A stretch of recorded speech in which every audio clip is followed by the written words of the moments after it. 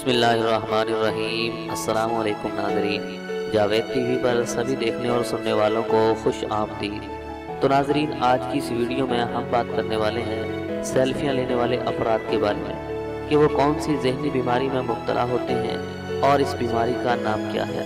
تو ہمارے ساتھ رہیے گا اور ویڈیو کو آخر تک مکمل دیکھیے گا۔ تو ناظرین، ماہرین نفسیات نے سیلفیاں لینے کے شوقین افراد کو ذہنی مریض قرار دیا ہے، اور ایک برطانوی خبر رساں ادارے کی رپورٹ کے مطابق اس بیماری کا نام سلفیٹس رکھا گیا ہے اور اس کی 3 اقسام بھی بتائی گئی ہیں۔ رپورٹ کے مطابق سیلفیاں لینے والے افراد بنیادی طور پر توجہ کے طلبگار ہوتے ہیں اور ان میں خود اعتماد کی کمی ہوتی ہے۔ یہ لوگ وقتاً فوقتاً سیلفیاں کھینچتے ہیں اور اپنے سماجی ساکھ کو بڑھانے اور خود کو گروپ کا حصہ محسوس کرانے کی کوشش کرتے ہیں۔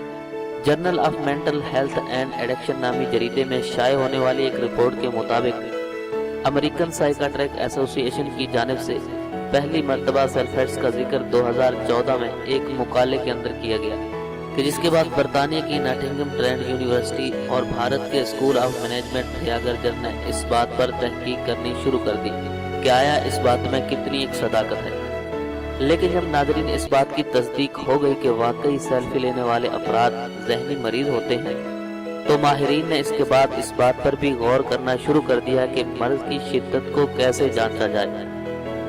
تو انہوں نے کہا کہ یہ مرض 3 کیٹیگری میں تقسیم کیا جا سکتا ہے، جس میں ایک بارڈر لائن ہے، یعنی ذہنی مریض بننے کے بندہ قریب پہنچ جاتا ہے، اور دوسری ہے ایکیوٹ، شدید مرض میں مبتلا ہو جانا، اور تیسری ہے کرونک، یعنی دائمی مرض، بیماری بہت پرانی ہے۔ تو یہ 3 کیٹیگری شامل ہیں، اور ماہرین کے مطابق بارڈر لائن کا مطلب یہ ہے کہ مریض دن میں تقریباً 2 سے 3 مرتبہ سیلفی کھینچتا ہے، تاہم اسے سوشل میڈیا پر شیئر نہیں کرتا۔ اور دوسری کیٹیگری ایکیوٹ کا مطلب یہ ہے کہ مریض اپنی زیادہ تر توانائیاں زیادہ سے زیادہ سیلفیاں بنانے پر خرچ کرتا ہے اور اسے سوشل میڈیا یعنی آن لائن بھی جاری کرتا ہے۔ اور تیسری کیٹیگری کرونک کا مطلب یہ ہے کہ مریض خود کو سیلفیاں لینے سے روک نہیں پاتا اور ہر وقت تصاویر لیتا ہے اور انہیں دن میں 6 مرتبہ آن لائن شیئر کرتا ہے۔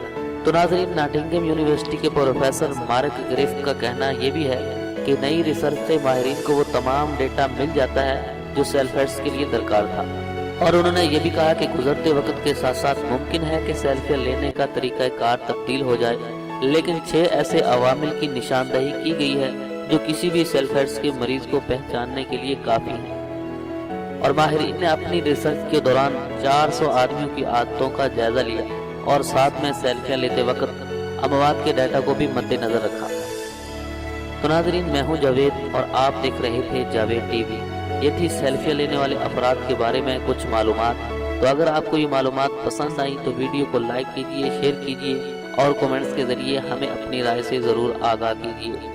اور اگر آپ نے ابھی تک ہمارے اس چینل کو سبسکرائب نہیں کیا ہے تو اسی طرح کی مزید معلوماتی ویڈیو دیکھنے کے لیے ہمارے اس چینل کو جلدی سے سبسکرائب کر لیں۔ تو آج کی اس ویڈیو میں بس اتنا ہی، ملتے ہیں مزید ایک نئی ویڈیو کے ساتھ، تب تک کے لیے اجازت دیجیے۔ اللہ حافظ۔